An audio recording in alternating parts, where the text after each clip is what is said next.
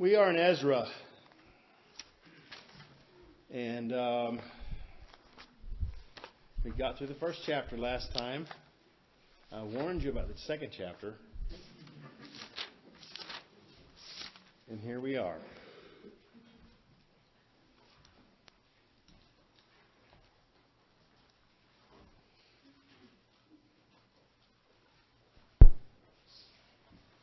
Ezra chapter 2.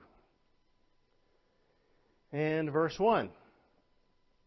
Now, these are the children of the province that went up out of the captivity of those which had been carried away, from whom Nebuchadnezzar, the king of Babylon, had carried away unto Babylon, and came again into Jerusalem, and Judah, every one into his city. Now, this is a sequential list. Go to Nehemiah chapter 7, and you should be aware that in Ezra, you have a list just like this. In fact, you have something of the same list in Nehemiah chapter 7. In fact, a lot of it is word for word. What you will find is that the numbers don't match exactly one list to another.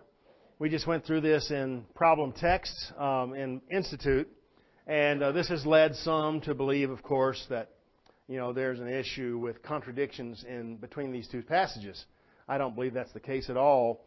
Those guys always tend to think that if somebody in Ezra, say, writes one number down and somebody in Nehemiah writes another number down, that must mean that somebody miscopied something.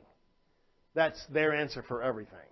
And I tend to believe that if you made a list of one thing, if we were going on vacation together and you made a list of something, and I made the list of something as well, there'd probably be differences in the list. Okay? But they make a big, huge deal out of this. We'll talk more about it in a second. Let's go on into the riches of this passage. Verse 2. Which came with Zerubbabel, Jeshua, Nehemiah, Sariah, Realiah, Mordecai, Bilshan, Mizpar, Bigvai, Rehum, Baanah, the number of the men of the people of Israel. The children of Parosh, 2,172. The children of Shephatiah, 372. The children of Ara, 775. Now, let me take a break here and show you something else. Go all the way down to verse 64. By the time all this is said and done, the final numbers they give, verse 64, the whole congregation together was 42,303 score. So 42,360. Well, the good part is that in Nehemiah chapter 7, verse 66, the very same numbers given. Yay! Verse 66, the whole congregation together was 42,303 score. Very same number. Problem is, when I went through and added up all the numbers given in Ezra, I came up with 29,818. That's a ways from 42,000. When I added up the numbers in Nehemiah, again, they give the same number, but I added up 30,086. Again, quite a difference between 42,000. There's some sort of difference going on here. It's not a huge deal. Think about, here they have these things going. Look in Nehemiah 7 again. Now, I don't want to beat you to death with this, but folks, man shall not live by bread alone, but by every word that proceedeth out of the mouth of God doth man live. Whether or not you can find Calvary in Ezra 2, I'm not sure. But this is all the Word of God, and so if we're going to study the Bible, we're going to go ahead and study the boring passages too. All right? Now, Nehemiah 7 real quick, and notice something I want you to see here. They cites it this way in this case. Nehemiah 7:6. These are the children of the province that went up out of the captivity of those that had been carried away, whom Nebuchadnezzar, king of Babylon, had carried away, and came again to Jerusalem and to Judah, everyone into his city. Where does it use the word register? 7:6. Say it again. Verse 5. That's what I wanted. Okay. My God put it into mine heart. Now this is Nehemiah. To gather the nobles and the rulers and the people that they might be reckoned by genealogy. And I found a register of the genealogy of them which came up at the first and found written therein. So here you have two lists. Probably the same list largely, because the end numbers agree in the two, at least what they say their numbers should be. However, when you follow it carefully, if you're a Bible student enough and are interested enough to check between the two passages, notice Ezra 2:5, the children of Ara, 775. But look at Nehemiah 7:10. The children of Ara, 652. So there's a difference in numbers. Now, what does that mean? Well, one of those lists may include folks that started out on the journey, died in the meantime, had babies in the meantime, etc., etc., right? I don't know all the details of it. I know there are differences. The end number's the same, but there are differences. For what it's worth, you trust God for those things, right? Look in verse 6 of Ezra 2. The children of Pahath Moab, of the children of Jeshua and Joab, 2,812. That number differs somewhat from Nehemiah 7:11 too. Children of Elam, 1,254. The children of Zattu, 945. The children of Zakkai, even 703 score. The children of Bani, 642. The children of Bebai, 623. The children of Asgad, 1,222. The children of Adonikam, 666. Ooh, 666. Verse 14, the children of Bigvai, 2,056. The children of Adin, 454. The children of Adar, of Hezekiah, 90 and 8. And the children of Bazai, 323. The children of Jorah, 112. The children of Hashum, 223. The children of Gibbar, 90 and 5. Again, you'll wonder about these names and what their nicknames were when their mothers called them. Verse 21. The children of Bethlehem, 123. The children of Netophah, 50 and 6. The children of Anathoth, 228. The children of Asmaveth, 40 and 2. The children of Kirjath Jearim, Kephirah and Beeroth, 743. The children of Ramah and Gaba, 621. The men of Michmas, 120 and 2. The men of Bethel and Ai, 220 and 3. The children of Nebo, 50 and 2. The children of Magbish, 150 and 6. The children of other... What? The children of the other Elam. The other Elam? Okay. I never noticed that before. That's a first. I never noticed it. The children of the other Elam, 1,250 and 4. Apparently there was another Elam. The children of Harim, 320. The children of Lod, Hadid, and Ono, 720 and 5. The children of Jericho, 340 and 5. The children of Sanaa, 3,630. I wish I had deep doctrine to dig out and show off to you here. Verse 36, the priests, the children of Jediah of the house of Jeshua, 970 and 3. The children of Immer, 1,050 and 2. The children of Pashur, 1,240 and 7. The children of Harim, 1,017. The Levites, the children of Jeshua and Kadmiel, of the children of Hodaviah, 70 and 4. The singers, the children of Asaph, 120 and 8. The children of the porters, the children of Shalom, the children of Adar, the children of Thalmon, the children of Akub, the children of Hatita, the children of Shobai, in 139.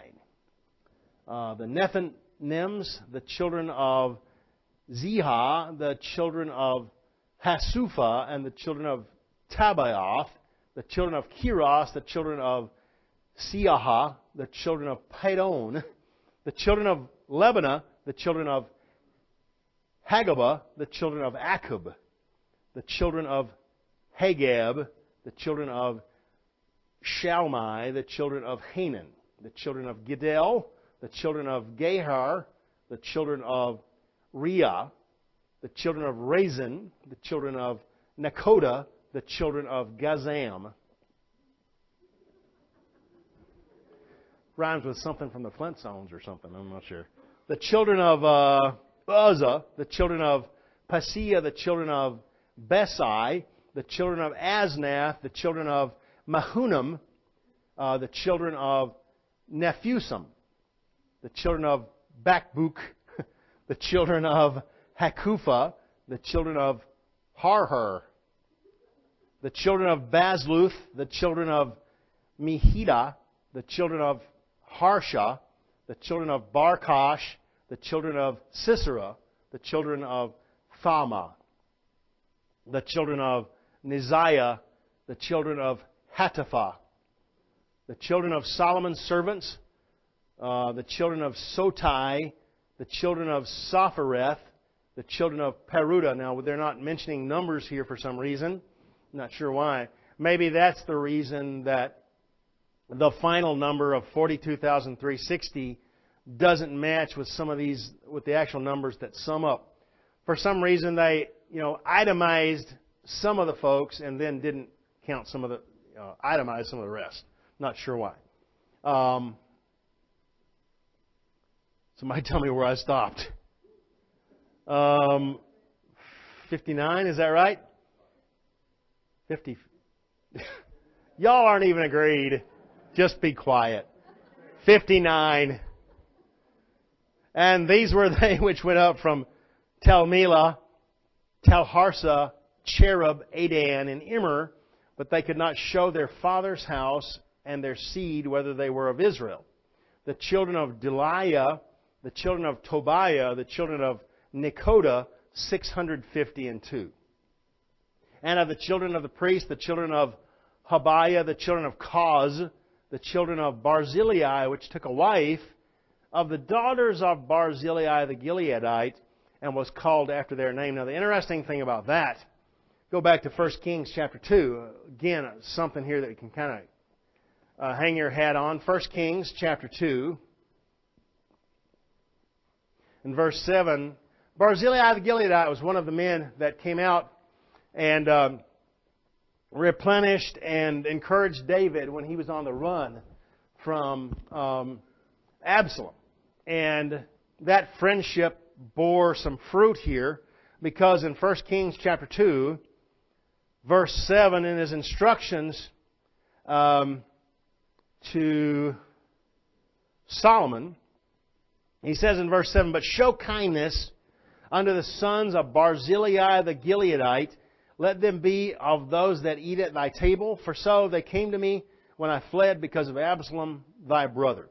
So the bottom line is, here you are all the way up after the captivity, where the sons of Barzillai the Gileadite are still reaping for that friendship of their father. That's kind of cool, huh? Verse 62.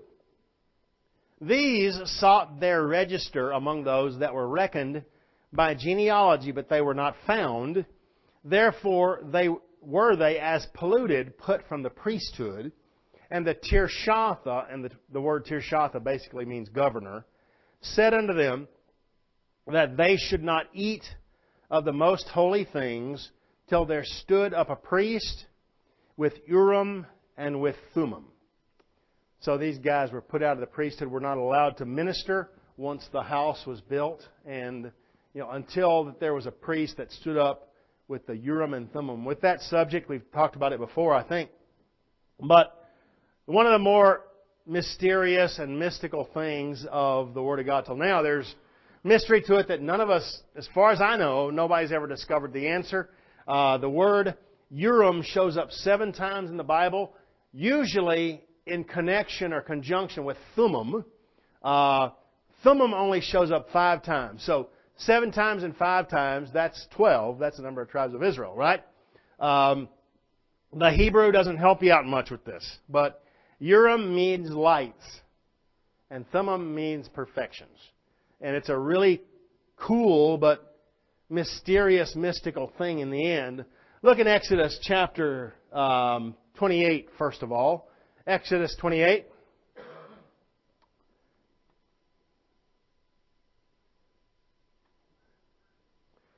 It'd be kind of cool to get answers to prayer this way, but I don't think it's going to work for you. Exodus 28.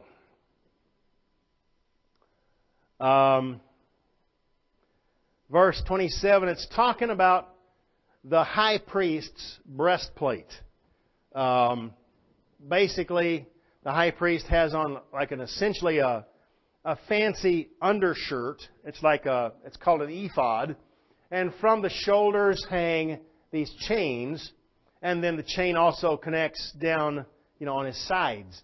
And this breastplate is this doubled, folded over like cloth. But in the cloth on the front side are 12 stones, each representing a tribe of Israel. So you have this folded cloth and embellished and implanted, I guess is the right word, with stones, one for each of the tribes of Israel. And it says in Exodus 28, verse 27, and 2 other rings of gold thou shalt make, shall put them on the 2 sides of the ephod, underneath toward the forepart thereof, over against the other coupling thereof, above the curious girdle of the ephod. It's talking about the girdle is not your mother's old girdle. It is a cummerbund, essentially. It's a wide cloth used as, like a belt around the guy's waist. And then it's saying the rings connect underneath the ephod and up on the shoulders. And this breastplate, verse 28. And they shall bind the breastplate by the rings thereof unto the rings of the ephod with a lace of blue, that it may be above the curious girdle of the ephod, and the breastplate be not loosed from the ephod. And Aaron shall bear the names of the children of Israel in the breastplate of judgment. So he's got this breastplate, this folded, essentially cloth, with these 12 stones embedded in it. And it says there that he shall bear the names of the children of Israel in the breastplate of judgment, calls it there a breastplate of judgment, upon his heart, when he goeth in unto the holy place for a memorial before the Lord continually. And thou shalt put in the breastplate of judgment the Urim and the Thummim, and they shall be upon Aaron's heart, when he goeth in before the Lord. And Aaron shall bear the judgment of the children of Israel upon his heart before the Lord continually. Okay, you put the Urim and the Thummim inside the breastplate. So this folded cloth, you put the Urim and the Thummim in there. So what are they? Bunnies? Gophers? We don't know. Urim means lights. Thummim means perfection. Say they all. Yes? Okay? Oh, yeah. Just kidding.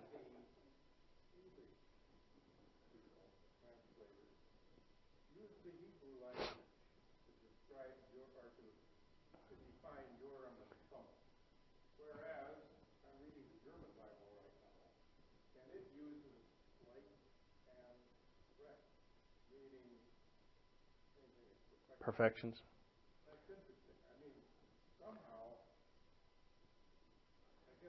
So the bottom line is that they translated the words into German, but they did not translate them. They transliterated them into English. The King James translators transliterated from Hebrew to English. Just left it in Hebrew and anglicized the spelling. And the Germans, Luther, actually translated it into German. Right? Don't know. I don't get any more light from the German than I do from the English because they translate it, right? Right. Right. That would be the translation of it. If you translated it, you still don't know what it is. Okay. So you put lights in your breastplate. Go to Walmart, put the little stick-em things on. Perfections, I don't know what those are. I don't know if they're stones. I don't know what kind of quarry you go and get them from. As far as I can tell, I've never discovered anybody that has an answer for what they actually were. Now, I guess stones would be one guess, just because the breastplate is embedded with 12 stones. So to put some other object in on the inside, okay, it's a stone. I don't know though. That's not all we have here. We don't have to trace every single reference to it. But notice Leviticus chapter 8, because once they're in there, there's something that happens. And it is one of the defining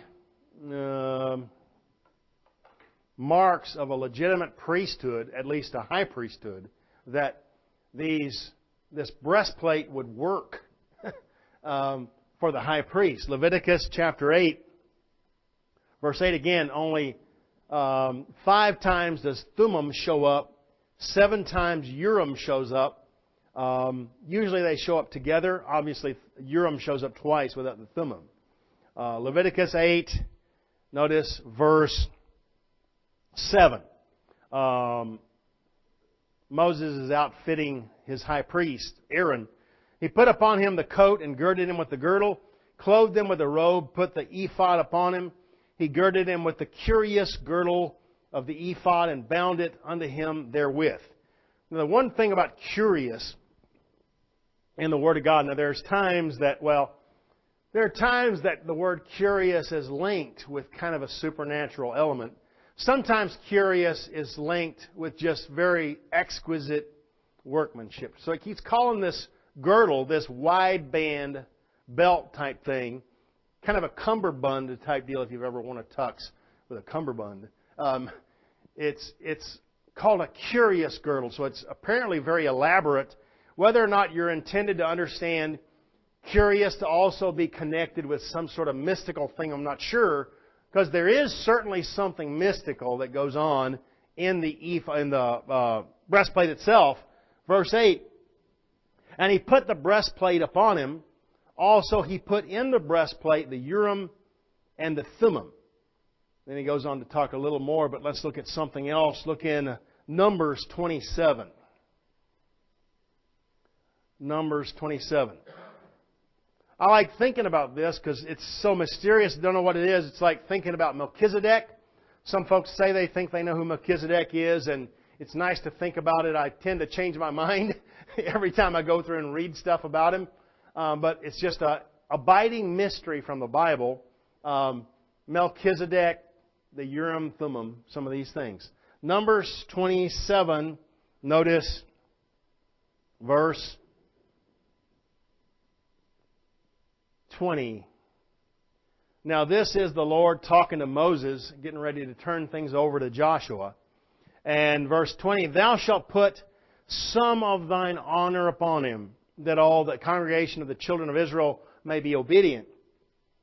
And he shall stand before Eleazar, the priest, who shall ask counsel for him after the judgment of Urim before the Lord. At his word shall they go out, at his word shall they come in, both he and all the children of Israel with him, even all the congregation. Well, it says he's going to stand before Eleazar, the priest, and ask counsel of him, for him rather, after the judgment of the Urim. Okay, Urim means lights. So apparently you have this breastplate with these 12 stones embedded into it, and Urim and Thummim inside, and these guys are coming and inquiring at the breastplate and getting an answer from God off of it. So there is at least an indication that something's going on, whether it's the little stones lighting up, becoming illuminated by the Urim and Thummim inside, and flashing certain signals, I guess you could say, or exactly what, I'm not sure. You have mystical, witches and necromancers and stuff that use crystal balls and cards and, read your palm and all that stuff. Whether it's something quite as mystical as that, we're not sure. If that's the case, it is the one occasion where that kind of stuff is right. But obviously, since we don't have one of those anymore, then it's not effectual for you anyway. Let's keep going. Deuteronomy 33. Deuteronomy 33.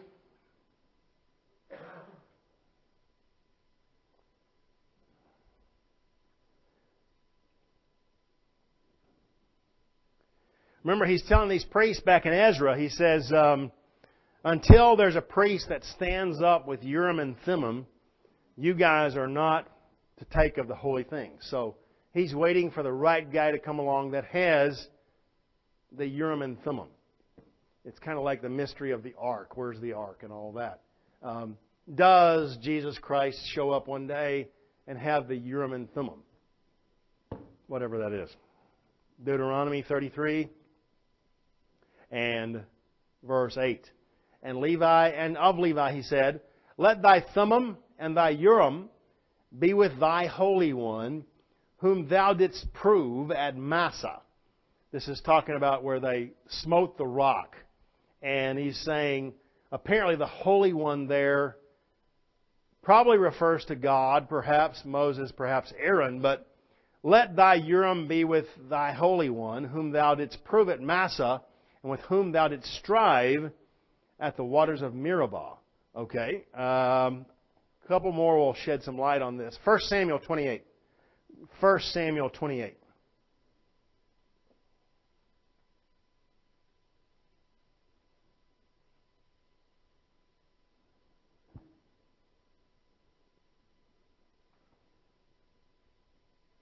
First Samuel 28, and notice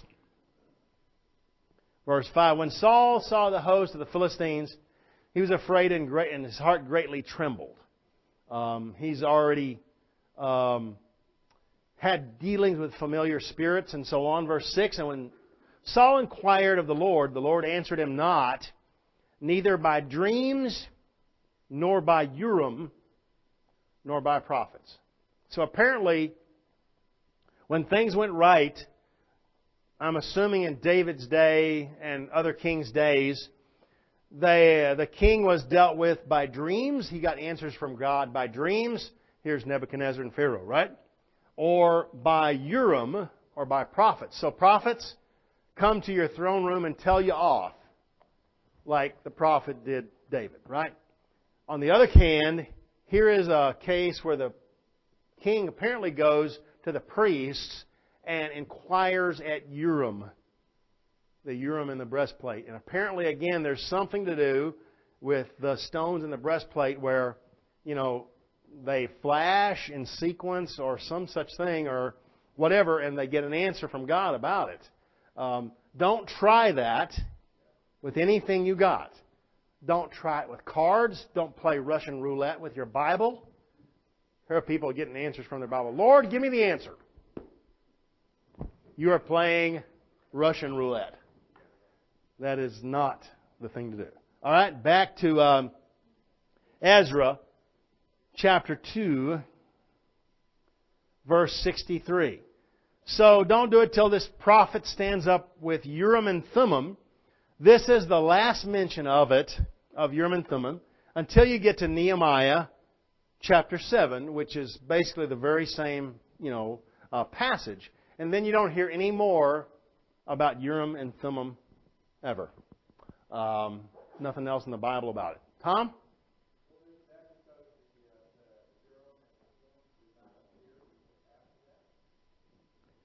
Did not appear after that? I'm assuming yes.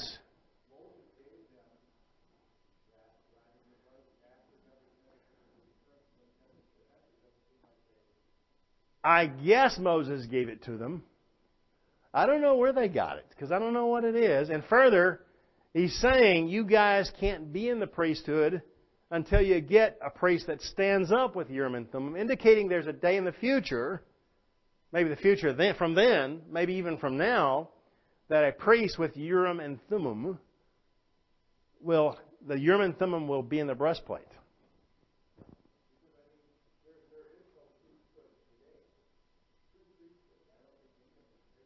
Right. Right.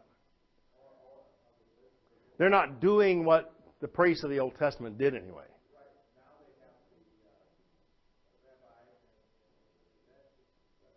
Yeah. Yeah. No, it's not. But we're going back to law in the tribulation. Right.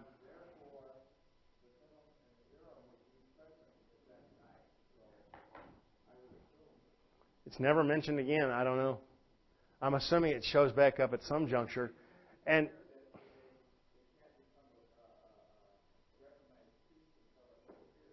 yeah, from that point. Yeah. Right.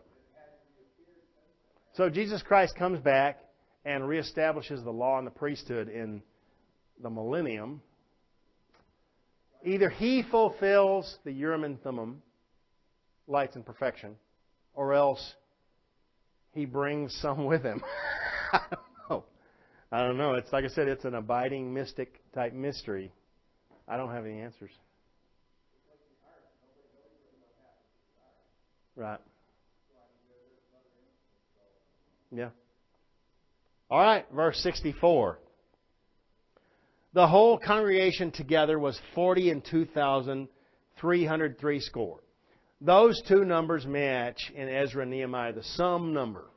When you add the numbers up, they don't match that number, and they don't match each other. So there's something going on where somebody dies on the trip, has babies on the trip, bails out on the trip, whatever, and they wind up with different numbers that they itemize when they get to the land. Don't know what that is. All right, verse 65. Beside their servants and their maids, of whom there were 7,337, and there were among them 200 singing men and singing women. Their horses were 736, their mules 245, their camels 435, their asses 6,720. And some of the chief of the fathers, when they came to the house of the Lord, which is at Jerusalem, offered freely for the house of God to set it up in his place. They gave after their ability unto the treasure of the work 61,000 drams of gold, 5,000 pounds of silver, and 100 priests' garments. If you're wondering how much a dram is, how much a pound is, and how much this other stuff is, once you start trying to dig around and find out exact amounts on these measurements, it gets kind of difficult. So I don't know how much that is, but it's plainly a lot. Verse 70. So the priests and the Levites and some of the people and the singers and the porters and the Nethinims dwelt in their cities, and all Israel in their cities. Who are the Nethinims? Apparently, from what I can gather, they are like servants of the priests in the temple and such. And they've been I'll show you something here real quick. Ezra 8, since we're nearby. Ezra 8:20. Nethinims don't show up until 1 Chronicles 9 until you get to the chronologies. But Ezra 8:20, also the Nethinims whom David and the princes had appointed for the service of the Levites.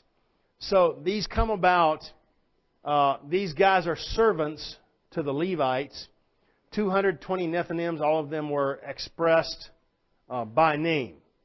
I don't know much more to tell you than that. Any questions in Ezra chapter 2 that I can answer? Brother Jeremy, go ahead.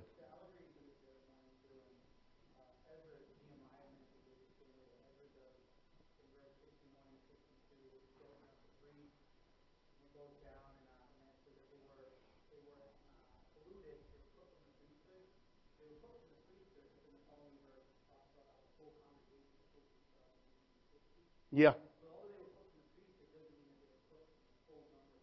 Right.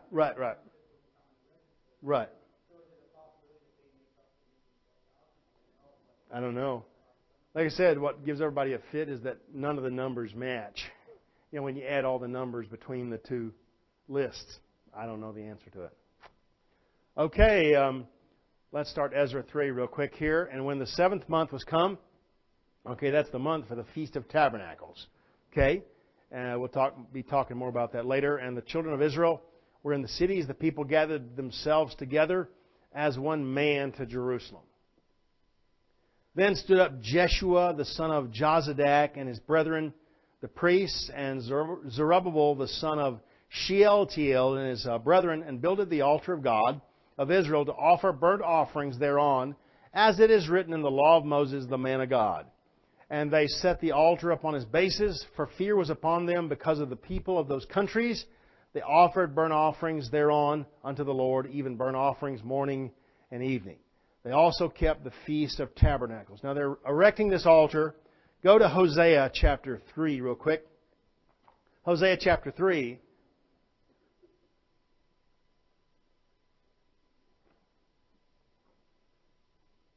Because this was prophesied how long a time it would be. As for right now, there is no sacrifice in the sense of Templar sacrifices being done in Jerusalem. The reason why is because of Hosea chapter 3, verse 4. For the children of Israel shall abide many days without a king. They don't have one now, right?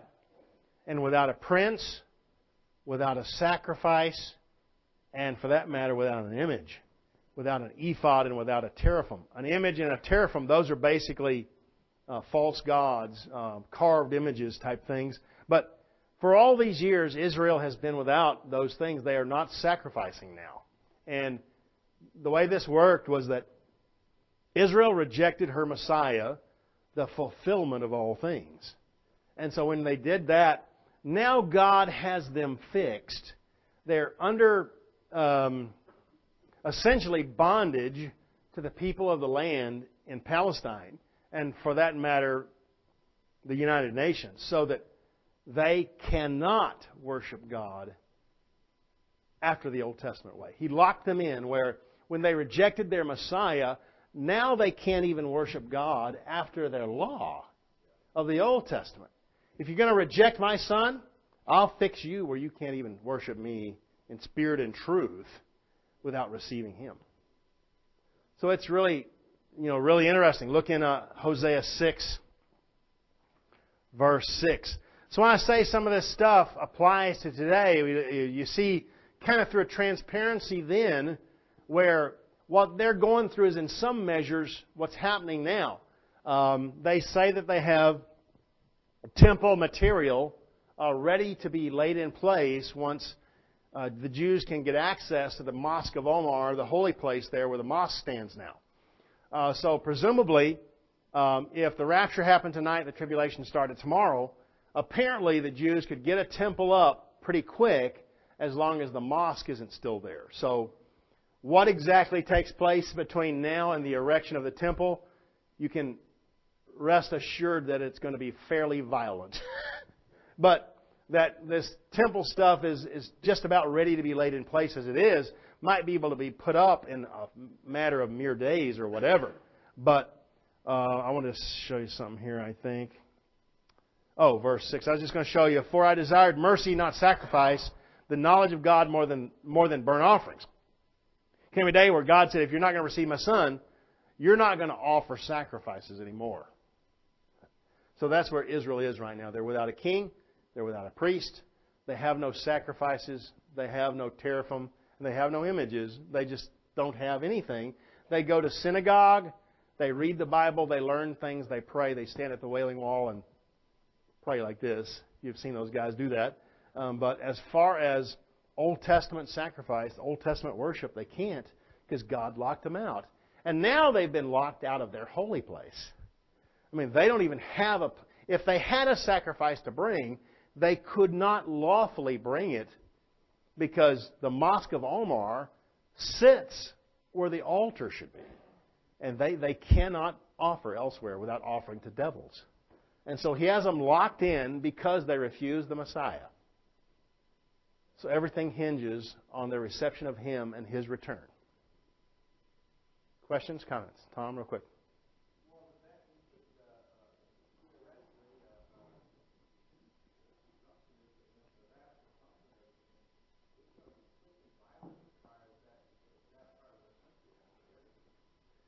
Yep. And the real jack in the deck is that there's nothing that says that the temple can't be erected even before we get out of here. That all that whatever violence occurs, that could all happen before we get out of here. So, who knows? Nobody's quite sure. You know, 2 Thessalonians chapter 2 says that the man of sin shall be revealed, the son of perdition, and that we'll know who he is, if that's the right interpretation of the passage. So, not sure. I know we're not going through the tribulation, but we well might see the temple built. That would be kind of cool. And might actually see the guy and have identified the guy that will be the Antichrist. Don't know? Yeah, don't say anything. He's not in the right spot. Not in the right office, I don't think. Anyways, yep.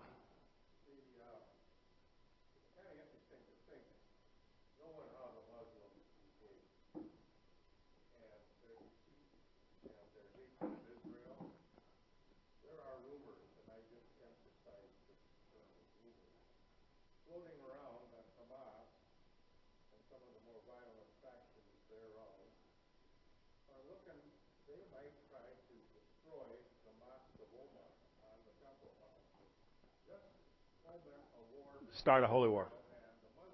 Sure. And that sounds to me like in the realm of possibility. Yeah. You know, especially since in 1969 had taken over, in 1967 had taken over the temple. Yeah. And I don't know who talked about it, but somebody talked about it. Well, don't forget what I read just Sunday either about this thing where the Pope sent an ambassador. Who is this guy? He's a legate to Jerusalem. And these guys, the Catholic Church's position is that Israel can no longer use a biblical mandate to say the land is ours, Jerusalem is ours. The Pope is saying, the Catholic Church's position is that Israel has no biblical claim any longer to Jerusalem and the Holy Land, to Canaan. Well, if that's the case, and you've ever wondered how it could be that Muslims and Catholics might just join hands and stroll along together through the tribulation or prior to the tribulation, that's laying the groundwork for it right there, right? Because somewhere along the way, apparently, Catholics and Muslims have to hold hands and walk along and cooperate to bring this thing to pass where Israel is the great persecuted nation and they're trying to kill them, wipe them out, and do everything else. Because somehow those two are going to have to get together somewhere, right? And so, I don't know. Yes?